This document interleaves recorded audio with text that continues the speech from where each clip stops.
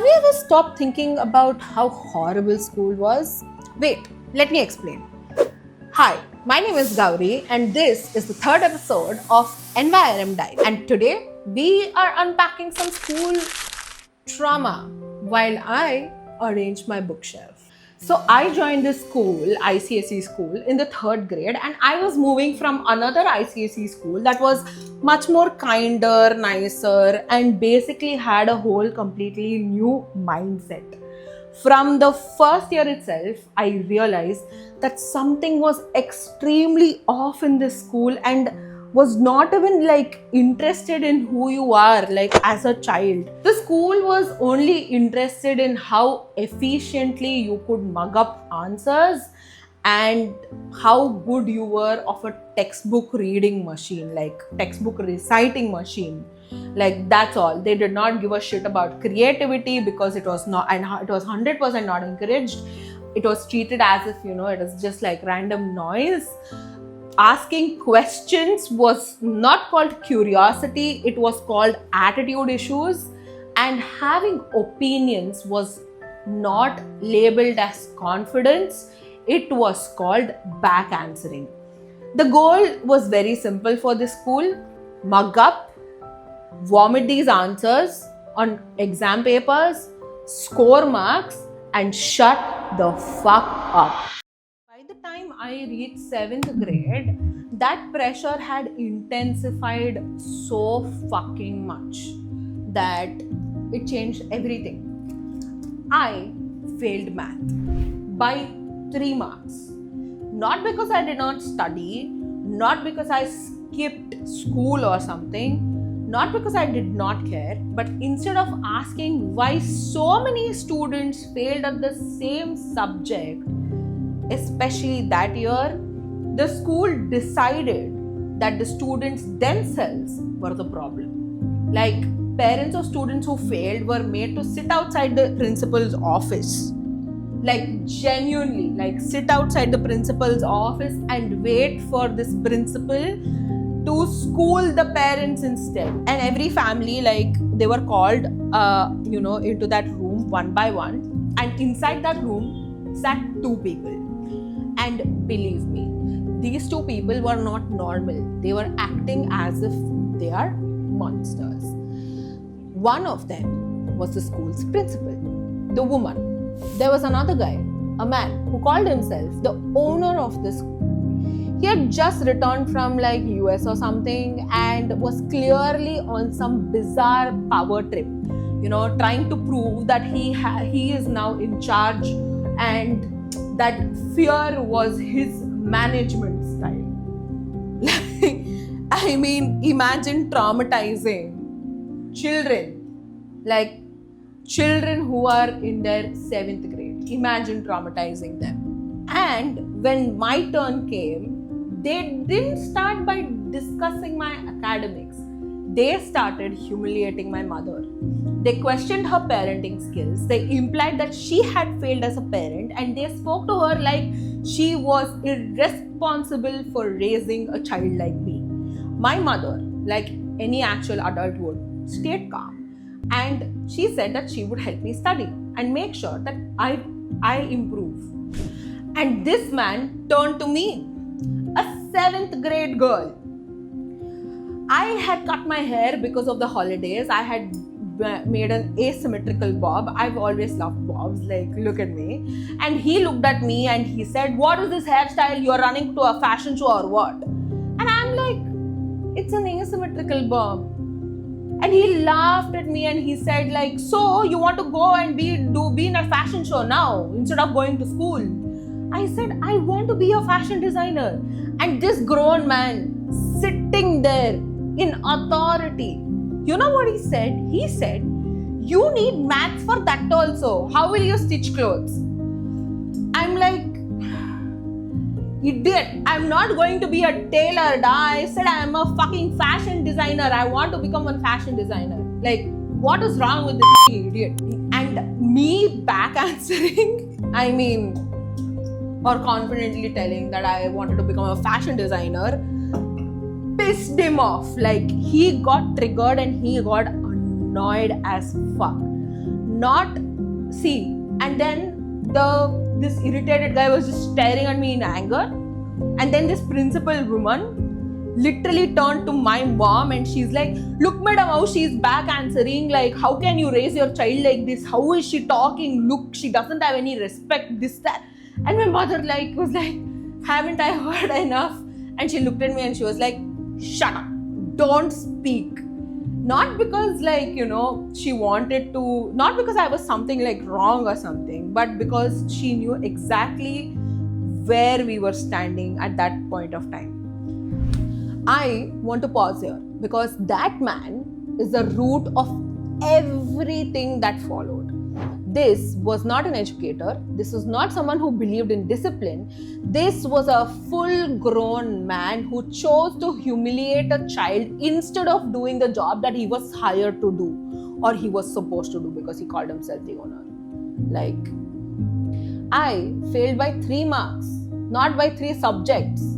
Any competent educator, any competent teacher would have asked why so many people have failed in the same subject, whether their teaching method was wrong or if they were supposed to support the child somehow possible in any possible way, right? But that would require self-reflection, which I don't think anybody has ever done in that school. And instead, he chose to attack my appearance, my confidence, my ability to speak, and my mother's parenting skills. He chose humiliation because it was way easier than accountability. I want to say that when an adult feels threatened by a child answering back to them, that's not discipline, that's insecurity. When a man uses shame as a teaching method, that is not authority. That is failure wrapped in power. And when someone attacks a child's individuality instead of addressing her academics, this is misogyny pretending to be education. This is what I want to say. He wasn't trying to correct me, he was trying to break me. The irony is that he did all of this sitting across from my mother, a woman who had just handled the entire situation with more dignity than he would have ever showed in that room. I swear to God, no. He questioned my future, he questioned my intelligence, he questioned her parenting skills. State board is where systematic bullying started, I can tell you that.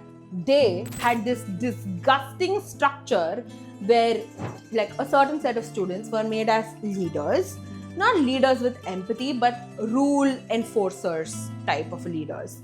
And after morning assembly, basically these leaders were given the, while the students were going back to their class in lines, these leaders stood at the gates conducting dress checks. I mean, hair had to be oiled, plaits had to be tied and had to be perfect. Ribbons had to be the exact color that the school had told. Uniforms had to be ironed in a very specific way. Belts crossed correctly and socks had to be exactly the school socks. And if one thing was off, you were punished.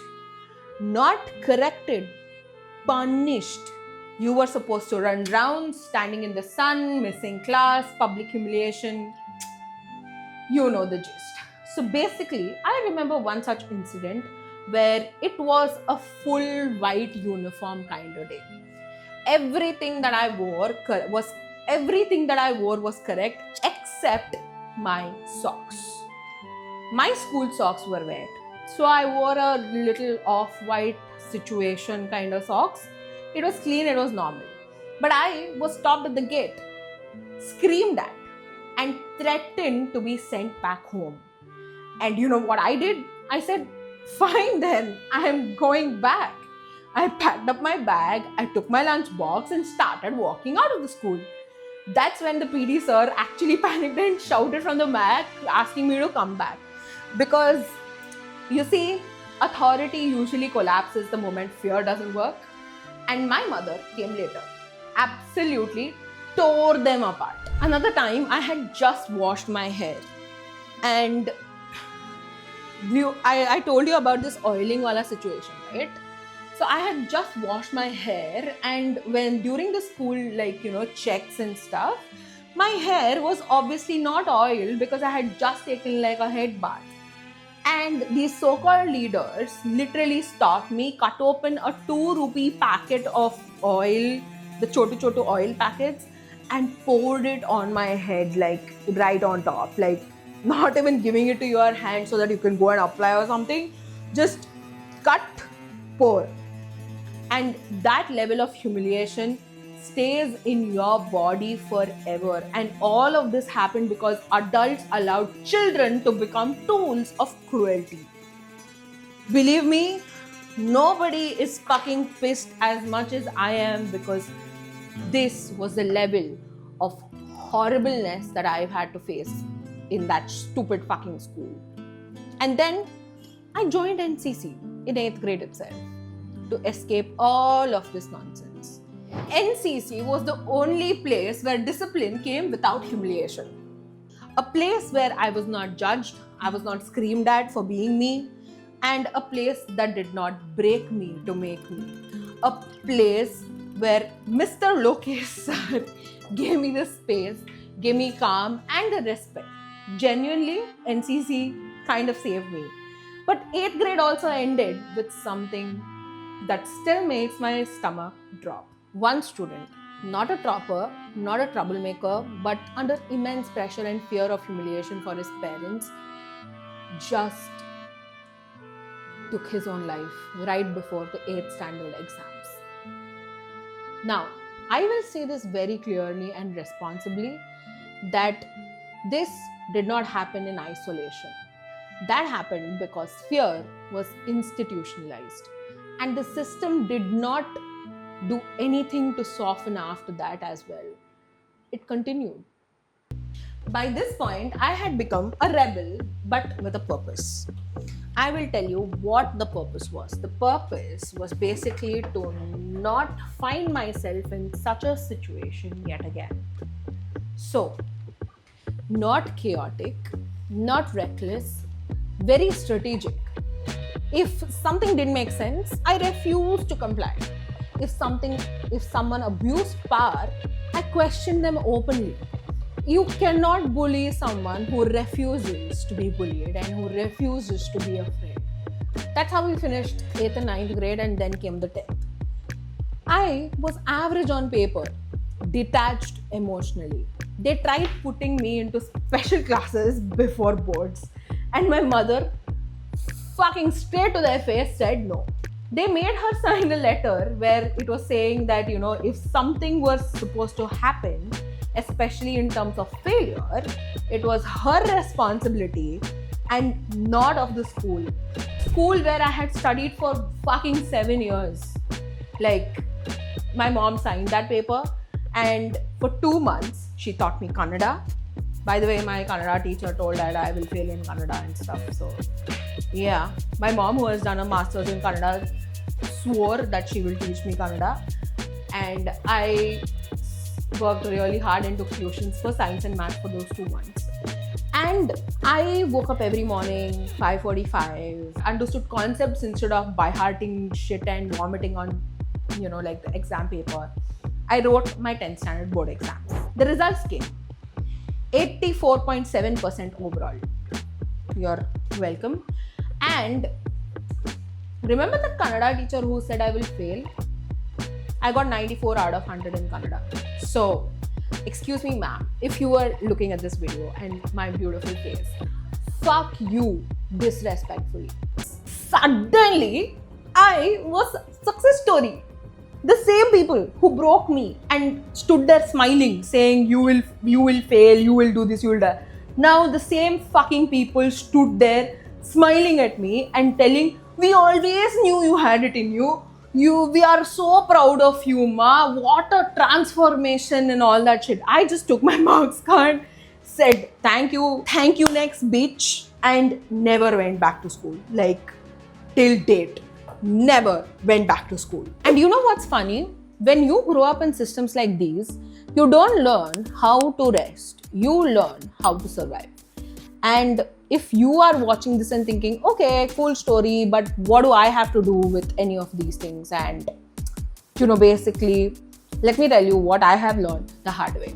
First, if school made you believe that your worth is tied to your performance, you have to actively unlearn that. Not intellectually, but physically. Okay? Your body still thinks mistakes equals punishment, and that's not your fault. Second, authority is not the truth. Just because someone had the power over you doesn't mean that they were right. A lot of us are still trying to learn and impress an imaginary principle. An imaginary principle. As an imaginary principle who doesn't exist anymore. Third, rest is not equal to laziness. If you feel it's illegal because at some point of time slowing down was punished, now your brain is thinking productivity is safety.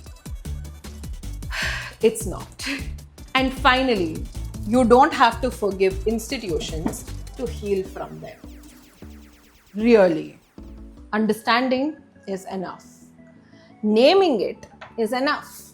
Choosing differently as an adult is more than enough. If you want more conversations like these, messy, sarcastic, honest, you can stick around.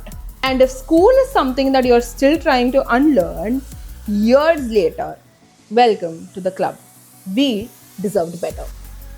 So I'll see you in the next time. Bye!